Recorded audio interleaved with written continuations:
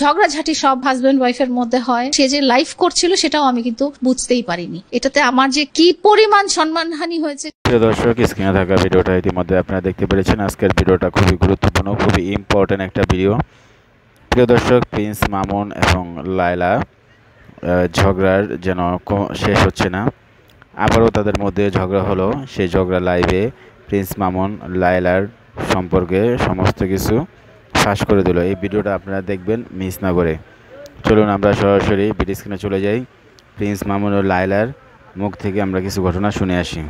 ঝগড়াঝাটি সব হাজবেন্ড ওয়াইফের মধ্যে হয়। সে যে লাইফ করছিল সেটাও আমি কিন্তু বুঝতেই পারিনি। এটাতে আমার যে কি পরিমাণ সম্মানহানি হয়েছে। জানতে চাই যে ওদিন কি হয়েছিল আপনার সাথে মামুনের, বা মামুন কখন এসেছিল আপনার বাসায়, বা আপনি ওকে বাসায় ডেকে এনেছিলেন কিনা?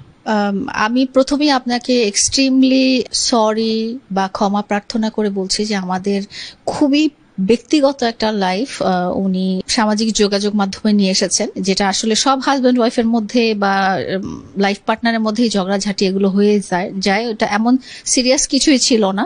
তো উনি এমন ভাবে পাবলিকলি নিয়ে আসছেন যে এখন এটা একদম মানে কি বলবো যে পুরো নেট পাড়ায় ছড়িয়ে গেছে এই জিনিসটা, যেটা আসলে উচিত হয়নি, এটা করা উচিত হয়নি। এটা আমার এবং তার ব্যক্তিগত কথোপকথন ছিল, এটা কোনো লাইভ করার ব্যাপার ছিল না। এবং সে যে লাইভ করছিল সেটাও আমি কিন্তু বুঝতেই পারিনি।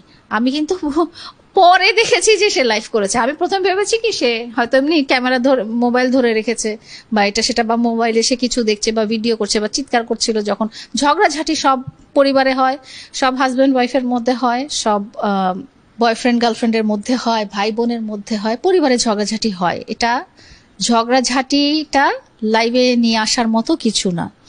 এবং আমি খুবই ব্যক্তিগত একটা স্টেজে ছিলাম। আমি একদম মানে ঘুমাইছিলাম, একটা টি শার্ট, মানে কি অবস্থা। তখন আমি যেটা বলছিলাম যে আমার তার আগের রাতে আমার ঘরের এসিটা সার্ভিসিং করে দিয়েছে, আমার পর্দার মধ্যে বেডশিট লাগানো ছিল যাতে পর্দার মধ্যে ময়লাগুলো না পড়ে।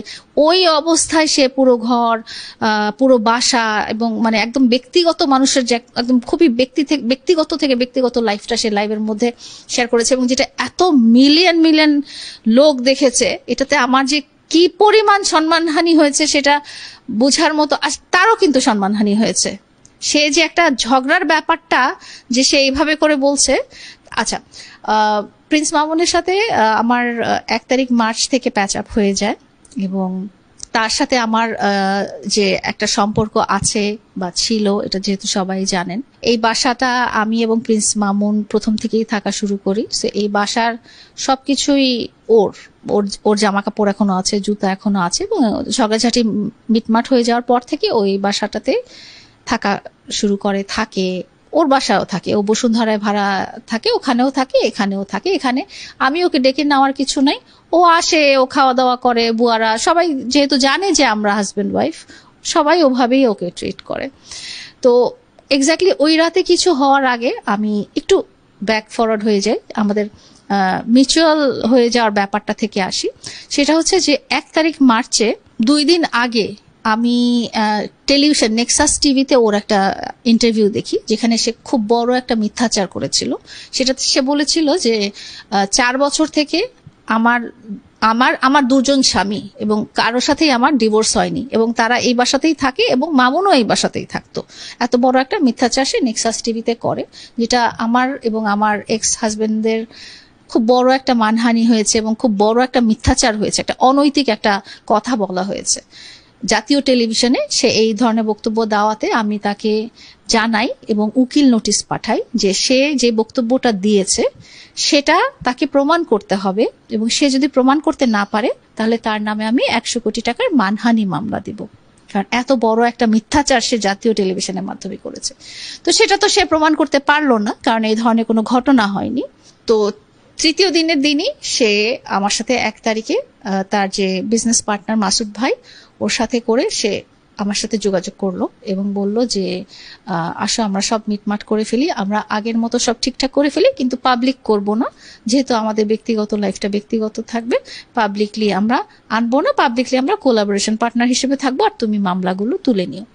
তা আমি বললাম সবই ঠিক আছে, কারণ কাগজপত্রে তুমি আমার হাজবেন্ড, যেটা আমি জেনে আসছি, তো সবই ঠিক আছে, কিন্তু আমার কন্ডিশন হলো তুমি আমার সাথে অন্যায় করেছো, দুটো বড় অন্যায় করেছো। একটা হচ্ছে অ্যাটেম্প টু মার্ডার। তুমি আমাকে এর আগেও ফিজিক্যাল অ্যাসল্ট করেছো, মেরেছো, মেরে আমাকে অজ্ঞান করে দিয়েছো, মেরে আমার চেহারা নষ্ট করে দিয়েছো। সে বলে না যে লায়লার চেহারায় সার্জারি, আমার চেহারায় সার্জারি করার দরকার হয়নি, আমার চেহারা ট্রিটমেন্ট করা হয়েছে, কারণ ওর মারের কারণে আমার চেহারা নষ্ট। আপনারা দেখেছিলেন ছবিটা, চেহারার কি অবস্থা হয়ে গিয়েছিল, চেহারা ঠিক ছিল না।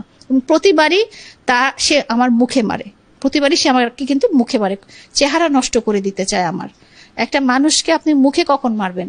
যখন আপনি চাবেন যে তার মধ্যে কোনো আত্মবিশ্বাস আর না।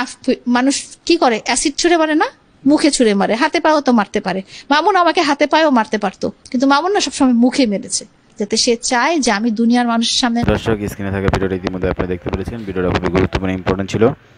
প্রিন্স মামুন ও লায়লা সম্পর্কে কিছু ধারণা জানতে বা লিখতে মন চাইলে অবশ্যই কমেন্টস করে জানাবেন। আপডেট ভিডিও পেতে চাইলে নয়নদাস মিডিয়াতে চোখ রাখবেন। ভালো থাকবেন, সুস্থ থাকবেন। এই ভিডিও এখান থেকে বিদায় নিয়ে নিচ্ছি। আল্লাহ হাফেজ।